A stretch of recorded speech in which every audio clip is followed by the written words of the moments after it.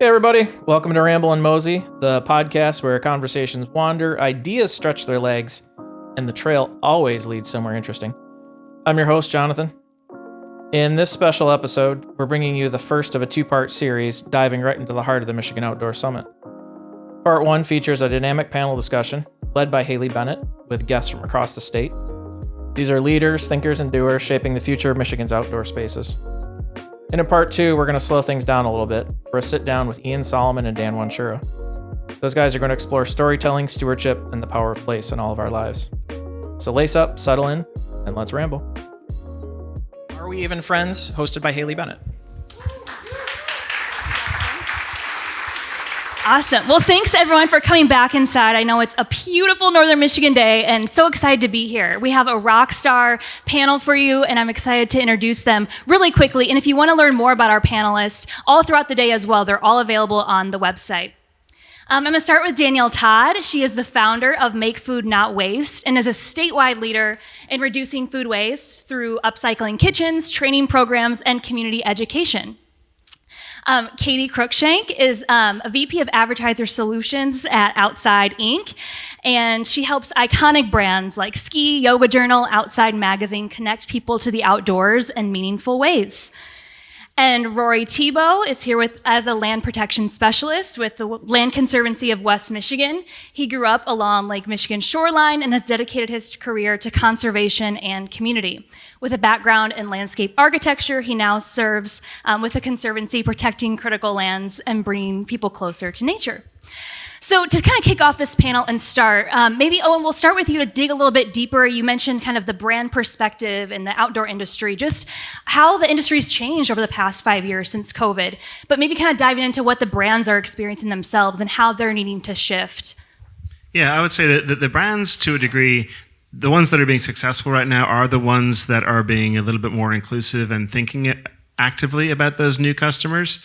I think the brands that are struggling are the ones that are still somewhat gatekeeping the outdoors, or their whole product development cycle is, how do I get this rain shell to be, 0.2% more breathable versus how do I create a rain shell that is going to work with more people, or how do I make product that's more affordable to bring more people into the industry. Those are the brands that are thinking bigger and thinking about how to grow the pie are doing well. It's the ones that are trying to fight over their little piece of the pie are the ones that aren't doing quite as well. I'm going to jump in on something Owen said and Jonathan said too. They kind of stole my punchline. But there's a lot of conversation around the difference between outdoorsy and outsidey. And how outdoorsy and the idea of what that means is by nature a little exclusionary, right? It means you're going to get dirty and you're maybe going to use a pit toilet and everything is going to be really hard. And so I think there is a large segment of people who like to recreate outdoors who do not identify as outdoorsy. But we've created an industry and a community of people that say if you're not outdoorsy, then you don't belong in the outdoors, right? So the idea is that maybe we need to lean into the folks that are more comfortable being outsidey, right? Whether that's hiking in their local community or going to a park, or whether their favorite part of skiing is drinking an Aperol Spritz at the end of the day, right? But that's still enjoying the outdoors and should still be involved in our community. So I think that kind of uniting the two fractions of the outdoors, opening their doors a little bit to different types of people and different ways of recreating, I think is a step in the right direction. No, I think that's a really valuable point to make. To kind of give the tagline of the Land Conservancy of West Michigan is keeping nature nearby. So in a very meaningful capacity, that's recognizing that the lands and waters that we are a part of, the lands and waters that we're visiting, thank you to the tribal member that had raised that point, whose land are we on? We are a guest here. As we're in this space, we need to recognize and understand and realize that those spaces that we hold most dear, especially in a post-COVID era, when we had a new profound way to interact with the lands that are closest and nearest to us. And we as an industry, we as conservation organizations needed to realize, kind of pull our heads out of the sand from a conservation perspective and say, look, Historically, conservation has been by nature exclusionary, right? The public park system isn't a public park system that was inherently open to everybody. It excluded Black people at its outset.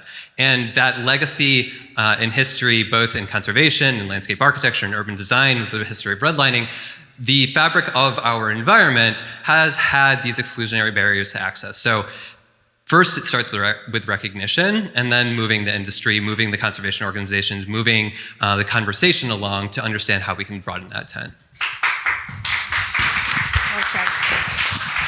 And we work in food, so it's a little bit different than the outdoor industry necessarily that we're talking about here today. But you know, food is also, I think, suffered from some ideas that it's only for. I mean, food's obviously for everybody, but the idea of like organic and you know, clean food and certain aspects of food being available to one political side versus the other, using words about the environment, about climate.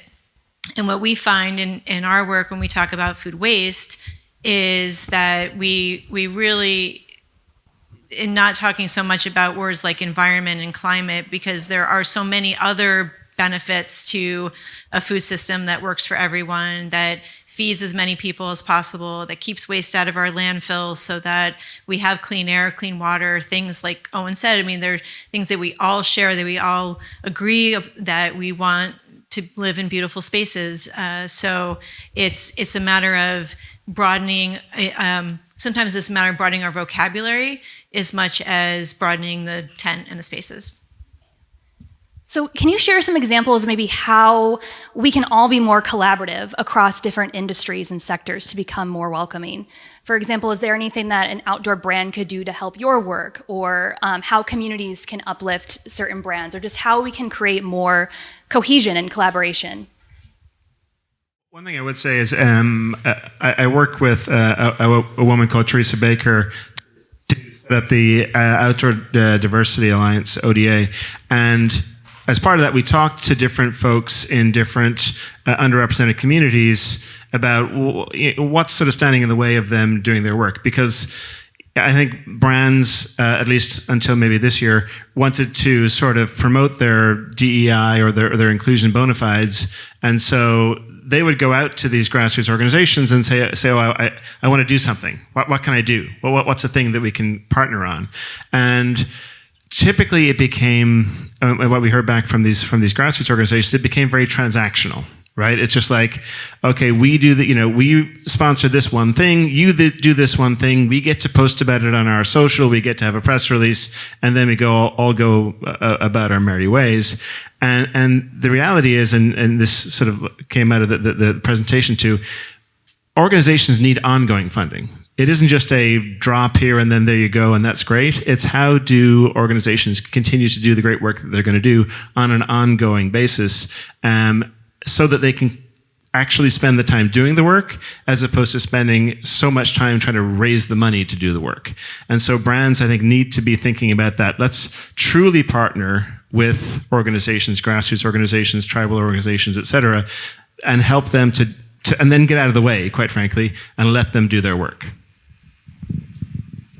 I obviously work at a media company, so we think about our messaging and our outward presence and our imagery all the time, right? So we have to think about the images that are used from stock sometimes for some of the stories that we publish on our website. We think about the stories that we tell all the time.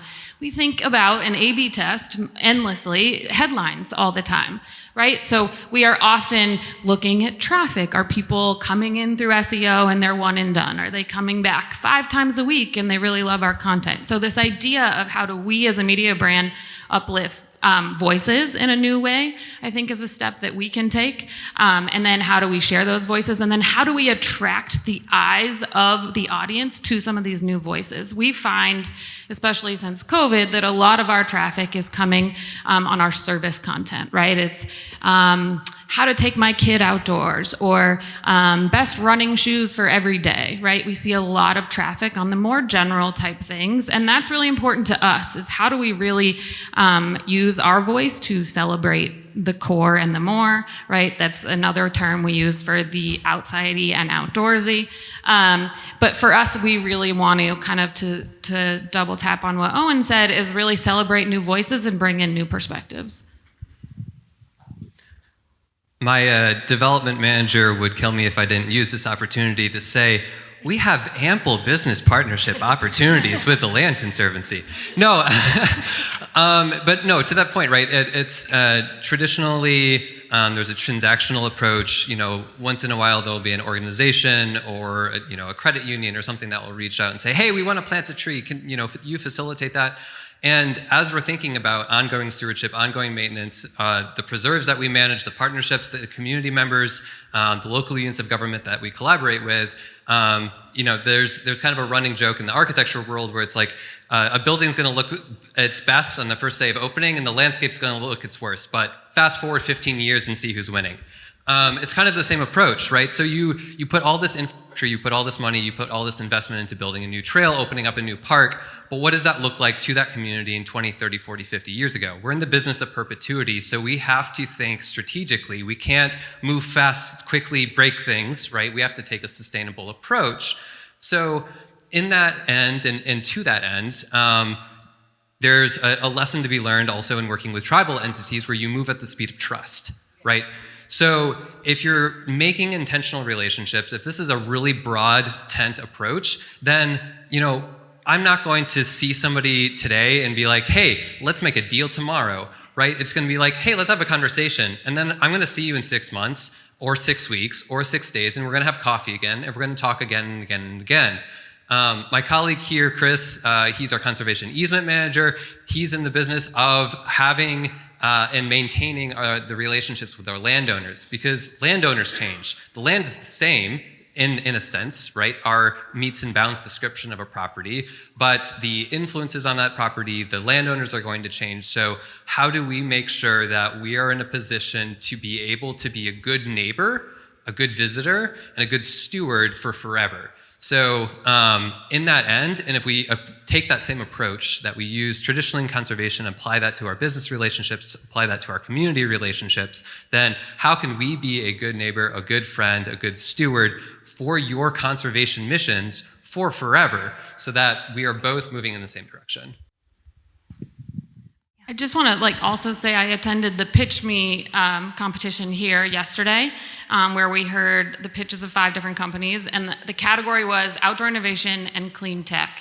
And if you just looked at the startups that were pitching, there might have been a disconnect between 3 of them and 2 of them, right? There was 3 that were very environmentally focused in new technology and industry, and then there were 2 outdoor focused brands. But one of the technology brands companies was this called Just Air, I believe. And they do air quality measurement. And they have more accurate measurement than any of us have in our weather app or anything like that. And as I was listening to each of them, I thought for myself, how can I, aka Outside, be a better friend to any of these brands? It was clear for the 2 outdoor brands how we could be involved, but also I was listening to him, and I thought to myself, well, we have one of our properties at Outside is Gaia GPS, where we import all sorts of different data, weather data, topo data, all sorts of things. And I was like, I should connect him with the Gaia GPS team, because that is a service, right? Like, we want our people and all people to be outdoors and to be able to take a deep breath and to be able to have clean air and to be able to monitor that accurately. So it's just another way to think outside the box, right? I could have left that presentation yesterday and not thought twice about the tech brands, but I really want to expand my own thinking and therefore expand our presence and our ability to help as well. I think that's a great point, is that it's, money, of course, is always welcome and wonderful, but sometimes there are lots of other ways that you can partner with corporate brands, and it's really about sharing your resources. If you have some way to amplify or to get the message out about what the mission or the company, you can do that in lots of different ways. For example, one of our corporate partners is World Centric, which is, you may have seen some of your compostable materials that were here today for brunch.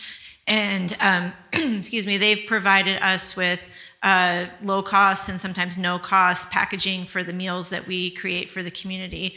So it's a huge value to us that we don't have to go buy that. They didn't necessarily write a check, but they were able to offset that in different ways. So really thinking creatively about other things that you can do and other ways you can work with corporate brands that goes beyond writing checks. All great points, and kind of leads, again, to the focus of this panel of, are we even friends? And in this room, there's so many different sectors represented, so many hats people wear, both professionally and personally, and the idea of the we, who is the we in the outdoor economy? It seems like there's not a one-size-fits-all definition of that either. We're showing that here today with different perspectives on the panel, from the brands to the nonprofits, food systems, land conservation. So who is the we in the outdoor economy, and who's missing from this conversation? Both how can we get people that are passionate in here expand beyond that? Like, who's a target audience we need to bring into this conversation so that we can do more work?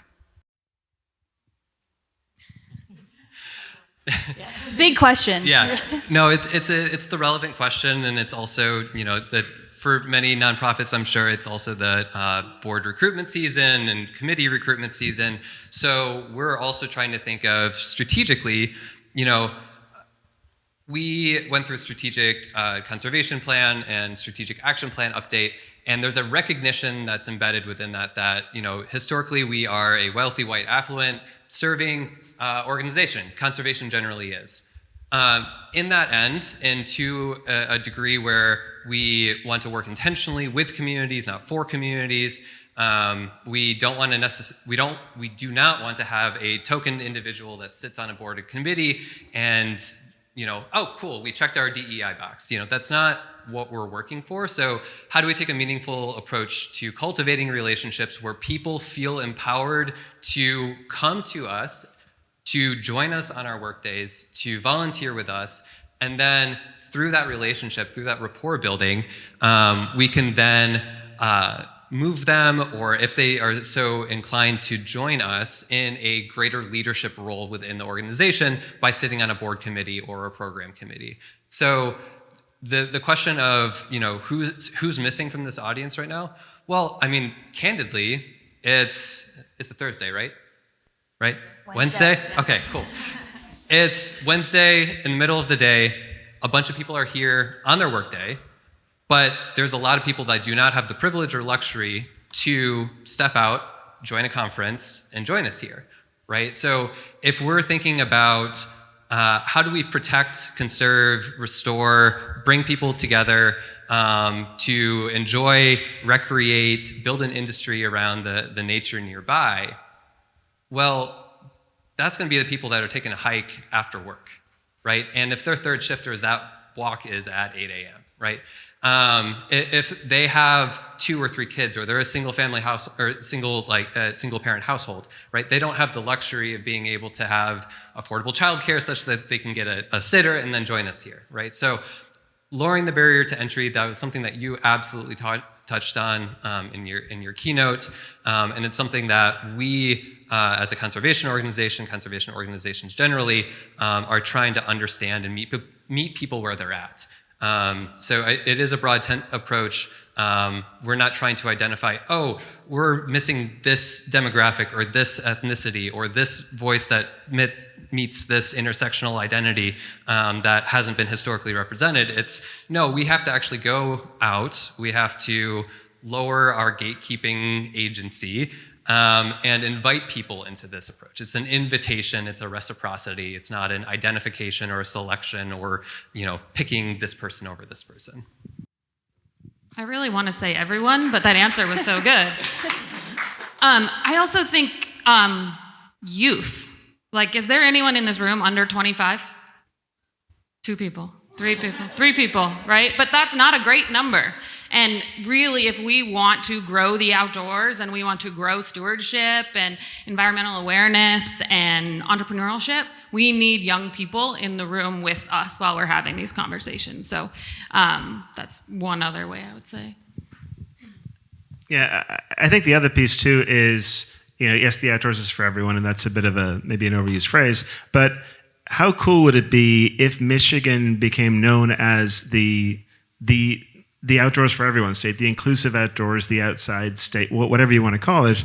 Because I would say, some of the other outdoor destination type states that are out there, like the Colorados of the world, for some people it's like, whoa, I'm not going to go skiing in Colorado. Are you killing me? No, I'm not going to do that. Or I can't hike a 14er. That's nuts, right? And so taking more of a, I guess even almost a Midwestern approach to it, and if we do create and can create Michigan as this outdoor destination in the national thought, I think the one thing we have to guard against is trying to go too core, right? And so it's just man against the mountain, literally old school 1980s, black gritty stuff, and really making it more inclusive and inviting everybody in to the outdoors, so to speak, for Michigan, and making maybe that more the brand than whatever, ice climbing or whitewater kayaking or what have you. I definitely think inviting, but also participating in other people's activities, so not necessarily waiting for people to come here or to you, but also going to their events, going to their activities, and really seeing how the message can be integrated with what they're already doing and what they already like. I think that can go a long way as well.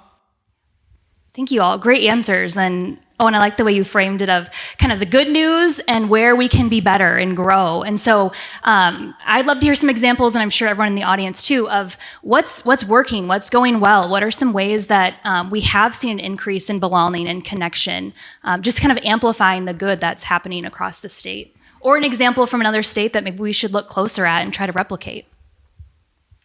One of the things that we hear a lot in the work that we do is that you can't expect all populations to really care about reducing the amount of food that goes to landfills because people are busy or they have more pressing things to worry about, or if you're working multiple jobs, or there's all these reasons that try to kind of reinforce that because we're an environmental group that we're only for a certain type of the population.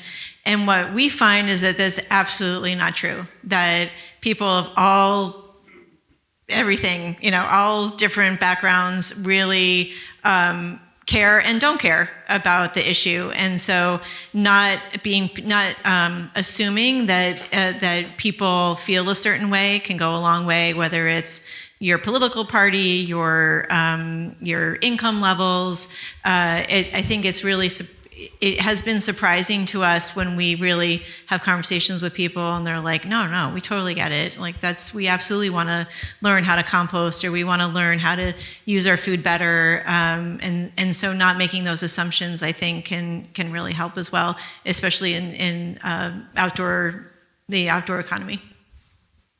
I think another sort of examples of good things happening with the Land Conservancy of West Michigan. We have a couple upcoming events. We're working with an organization that's already been in existence, has boots on the ground.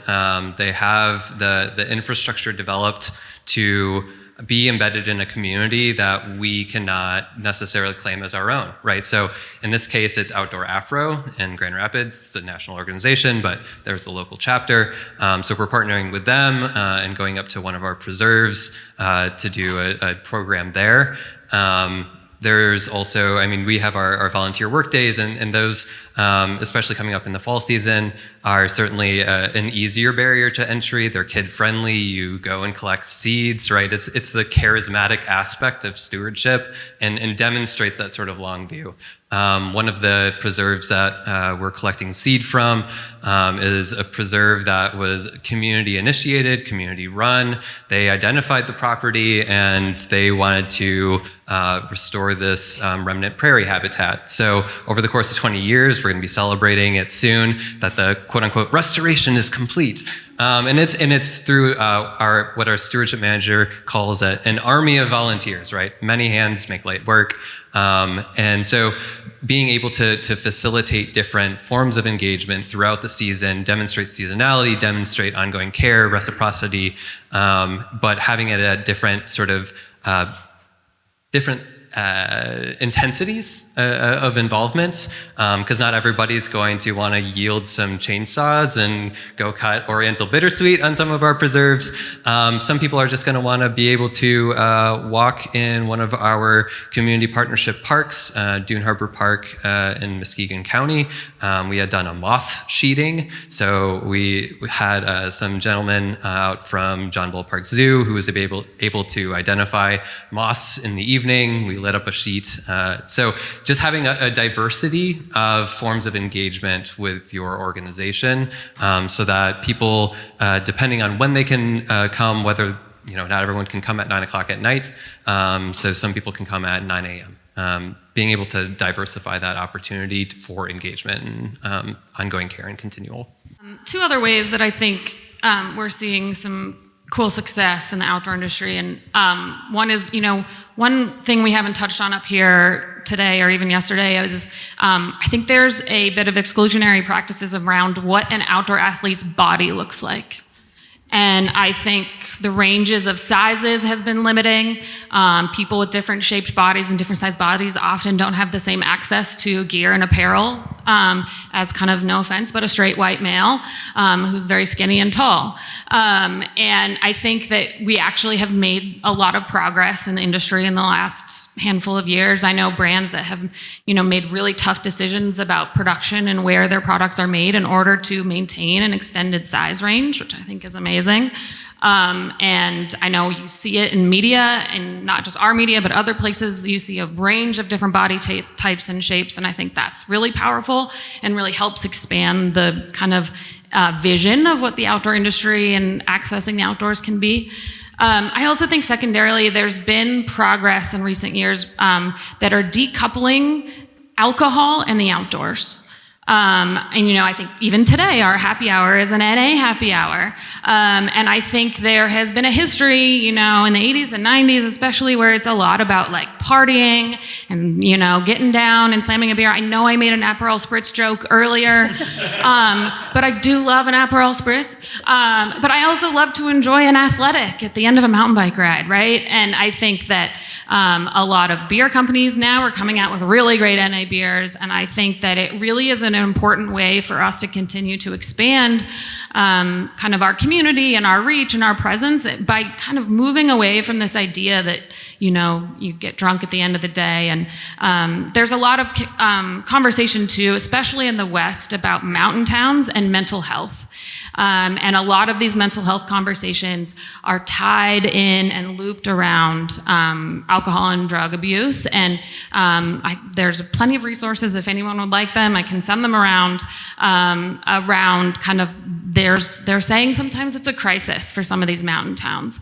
And I think that this broader effort, again, to decouple alcohol from the outdoors, is making an impact in some of those communities and probably, the community and our society at large. One of those, I think, the success areas actually is the KOA releases a survey every year about campers and what makes up existing campers and how much people are camping, etc. Somewhat self-promotional, but anyway, one of the things they look at though is the ethnic breakdown of people who are camping, and what they saw for the first time, I think, in 22 was that it was a majority of the new people to camping were non-white, and that trend is just continuing. And you think about that and you look at that as part of the reason for it is because yes, there's inclusivity issues. There are I don't see myself in those photo issues, but there's also affordability issues, right? You can go to Walmart, you can get an Ozark Trail tent for $80. You can get a cheap Coleman cooler, and you can go camping, right? I mean, it's thankfully still very affordable on a state campground. You want to make that next leap, and now let's go backpacking. I love sleeping in a tent. In a state camp. Let's go backpacking. That tent is now $300, right? I need a $200 pack. I need $150 hiking boots. All these other things, and so I really do think that there is. We talk about a lot of inclusivity things and a lot of I guess, touchy-feely aspects about inclusivity, but there is a financial aspect about inclusivity that we're not really talking about, which is affordability, and how we break that down and how we make outdoors truly accessible to people of all, not just ethnic, but economic backgrounds, I think is going to be a key to unlocking it for everybody.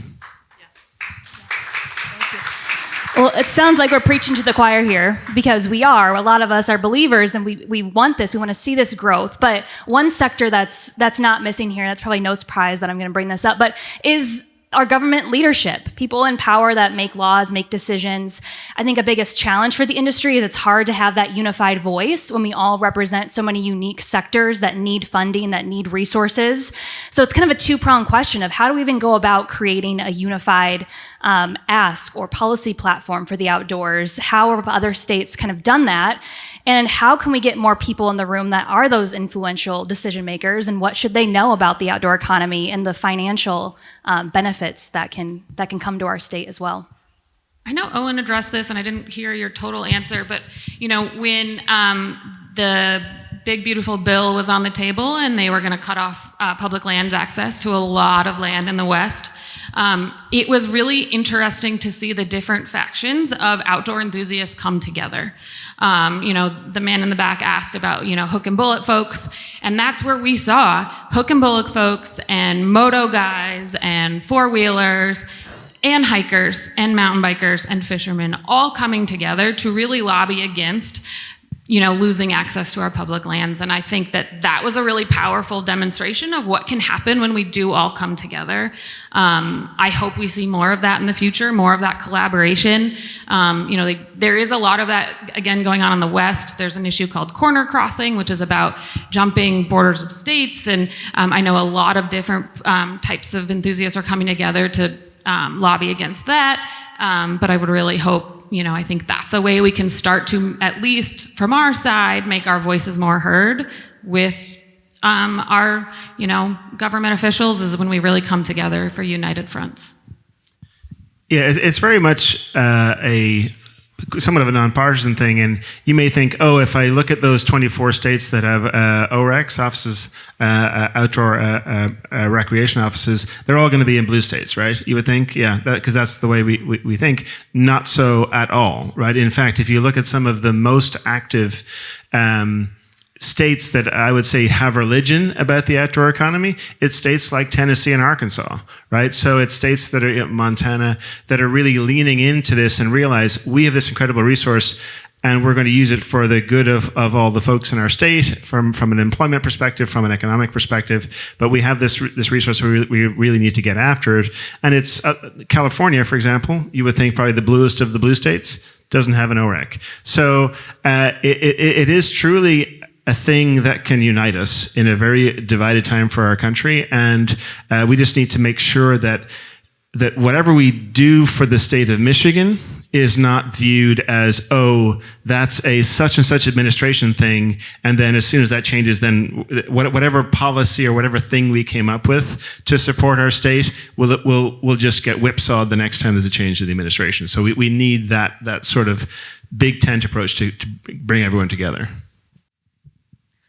I think it's also a question of scale, right? We can think about the federal government. We can be energized by the fact that when the roadless rule was initially passed, it had the largest amount of public comment associated with any act ever, which is awesome, right? So that's exceptionally cross-cutting. But then you drill down to the state level. There's limitations on recreational use, on trails for mountain biking in the state of Michigan. So there's opportunities for lobbying.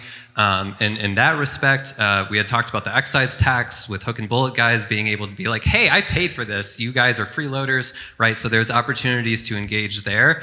And then you get down and drill down to the county level and the local unit of government level, the municipalities themselves. And that's where it almost translates less from, they're not operating at the the scale of the outdoor recreation industry office, they're thinking about their next millage, right? How do you fund it? How do you fund stewardship? How do you fund park acquisition? How do you even have enough money in your general fund to be able to open the parks every single year, right? The recognition of Detroit Parks Coalition operating in Detroit after the city government could no longer fund that. You have the same sort of story in Grand Rapids with Friends of Grand Rapids Parks being created as out of the recession era. So I think it is a matter of scale, and I think that there's sort of capital A advocacy efforts and small a advocacy efforts that we as individuals can do, and depending on if you're in the nonprofit world and you can't do it because then it'd be considered lobbying and blah, blah, blah. That's why we have Heart of the Lakes. But as an individual, there's certain levels of government, levels of involvement, levels of commitment even in your immediate community where you go to a planning commission session and you talk about the green space and parks and rec plan or master plan efforts in your local community. Yeah, local units of government, those planning commission meetings, those board meetings are exceptionally tedious and obtuse and opaque, but that is the closest that your elected officials are to you ever. And it's also the easiest way to have a lever of change and the ability for your voice to actually be heard. So think national, think global, act local, go talk to your elected officials in your immediate community. I see a real opportunity for setting a vision, much of like what Owen you talked about in your talk, and then allowing everybody to find their own way to hook into it. If you're in state government or local government, or you're just a regular person, you are just inundated with everybody's passion project and cause and issue, and it's just coming at you from all different directions. If you're, a regular person, everyone's trying to sell you something, and of course the algorithm has just got you hooked and all of that. So when we talk about making things easy for people, some of that is just laying out what that vision could be and doing that imagination for them, and then allowing them to see that and say like, oh, okay, yeah, that future makes sense to me. I like that. I can now see how my work, either my personal work or my professional work, can fit into that. All great points and some good calls to action.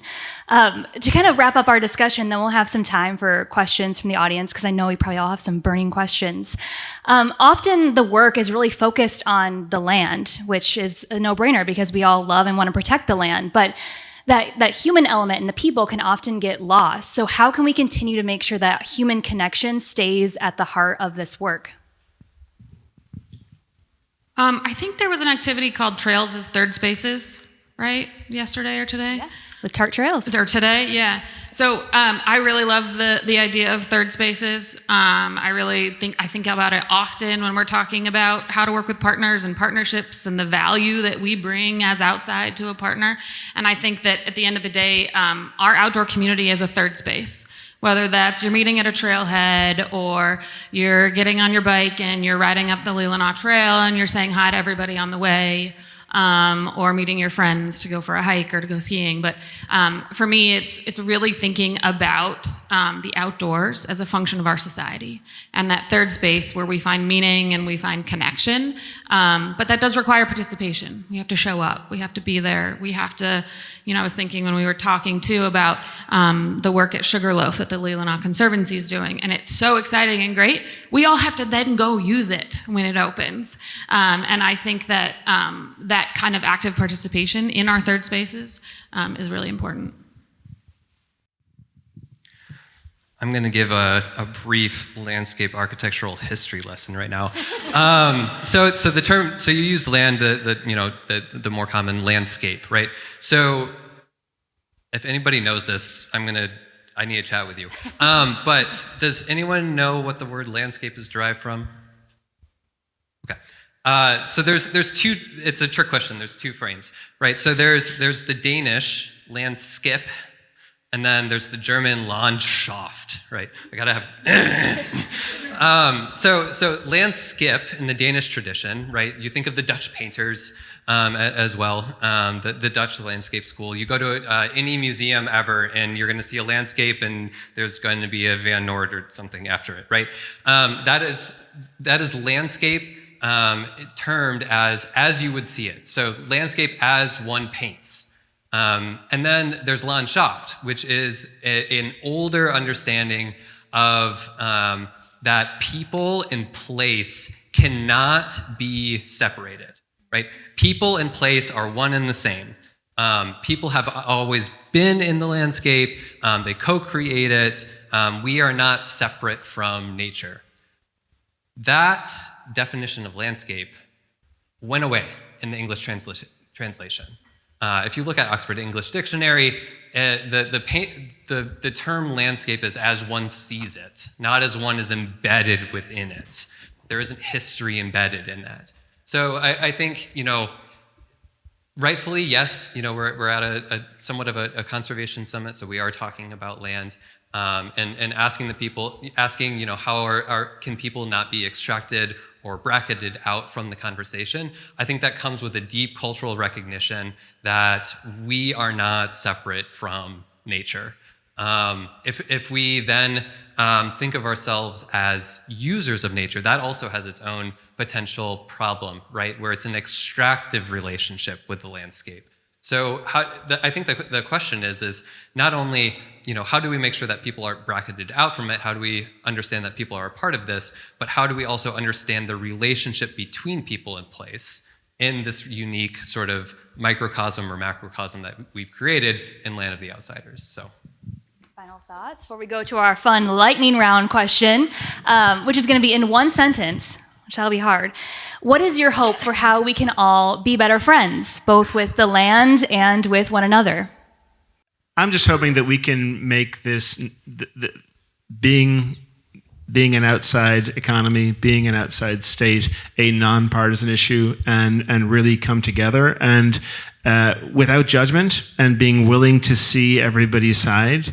I think we tend to come to these things having already decided what the outcome has to be, and we have to just be open to all opinions. Whether you're somebody who wants to use the land for the outdoors, or a local farmer, the local tribal people, everybody needs to have a view and an input into that process. And we need to be willing to work together and not against each other to get to those solutions. That's good. My husband and my colleague are in the back, and I bet they're back there taking bets on if I can answer this in one sentence. I would say, the mission of Outside is to get more people outside. And I think at the end of the day, it all boils down to that. I have a 5-year-old daughter, and when I think about the time I spend away from her working, and the meetings that I have to take and the phone calls I have to take at 6 p.m. while we're making dinner, I know that at the end of the day, I am working to help celebrate and to help get more people outdoors. And that someday, when she understands what that all means, beyond that I make a print magazine that shows up 4 times a year, she will be proud of that. And I also think of what the outdoors means to me as a human. I grew up skiing. It's a huge part of my life with my family and riding bikes, and it is central to who I am as a person. And I am so grateful that that is part of who I am as a person. And I want to help everyone feel that feeling when they step outside and take a breath of fresh air. So, yeah, to get more people outside. My hope is that we see how we're all connected and how our choices all impact each other. And I will make a shameless plug for food waste reduction, since this is my last chance to talk to you all.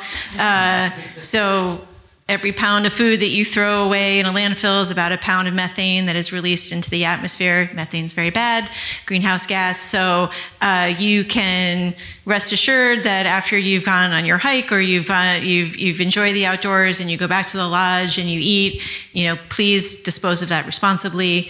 Finish everything that's on your plate, because that really goes a long way in keeping our outdoors as lovely as they can be. I think it's engaging in a disposition of reciprocity, right? So we see ourselves as not just sole individuals, we see ourselves as part of larger systems, whether that's economic systems, whether that's social systems, whether that's environmental systems, that we're all multi-agents in extended assemblage in this space. So with that relationship with both humans and non-humans in our greater environment, engaging in a reciprocal relationship where it's not just a single-use approach to our greater outdoors and the lands that we steward and inhabit and our guests on. Amazing. Can we give a round of applause for our wonderful panel? That was great. Wonderful. And I know I said we'd have time for question answer, but we're pushing time. But I want to prompt you all and encourage you all to go up to every single person on this panel and beyond, help make connections, ask your questions.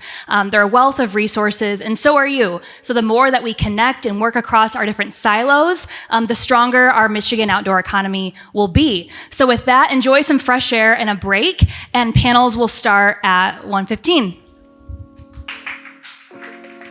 Thanks again for joining us for another session of Ramble and Mosey. As always, support provided by the Conservation Fund and the CS Matt Foundation, thought leadership by Parallel Solutions, and extra super duper passionate production support by Anna Moya. Thanks to all of you for making this stuff happen. We really couldn't do it without you. Look forward to seeing y'all again at next year's Michigan Outdoor Summit, and in the meantime, enjoy part 2.